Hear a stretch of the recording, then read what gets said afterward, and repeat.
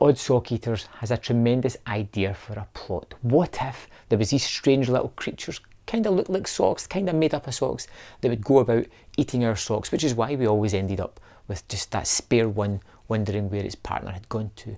It's an interesting idea. You have this character of Big Boss. He is this guy who loves to hoard socks. That's his main game. He's kind of like a godfather figure who has this gang that just steals socks, and he falls out with one of his crew who wants to steal pairs. The big boss is always against that. He's always, you leave one sock. Always leave one sock for someone, one for them, one for us.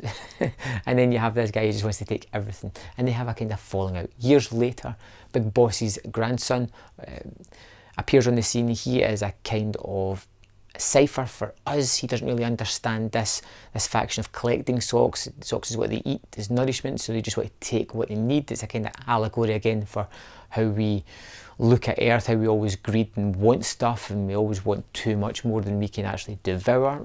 And he gets in with Big Boss and discovers that there's this war going on between these two factions, and he gets kind of caught in the middle of it. And it's all about this one character trying to solve both of their problems, but not really doing that, in that case creating a lot of problems for himself. Kind of like the Oddsockeaters. It's a great idea which I don't think was fully realised, but it still kind of works, and it works because it's entertainment. It gives you these really weird designed characters that are kind of odd but very unique looking. They look as if they're made of socks. They've got that kind of material texture about them, but they have legs. Their mouth seems to be the top of the sock that wags when they talk.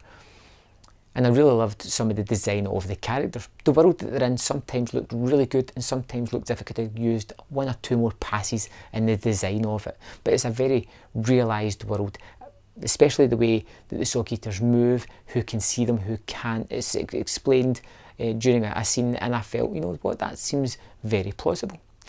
The plot point itself, for me, felt like things I had seen before. It felt like lots of movies that I had seen where one innocent character gets drawn into this sort of war factions that they don't really know how to handle and ultimately have to save the day. But it's a kids' movie. And when I watched it with my daughter, she loved it. She was captivated. She loved the look, the design of the characters. She thought it was funny and engaging. She didn't want it to stop and continue going.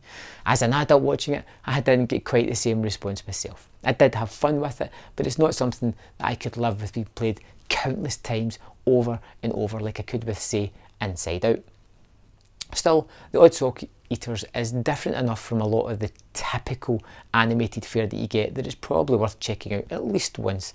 I would give it 3 out of 5, and I'd love to know your opinion of this movie. What did you think of it? What did you think of the design of the characters? What did you think of the storyline? Would you be interested in seeing more of these adventures? Let me know in the comment box below, and I will see you next time on Man vs Film.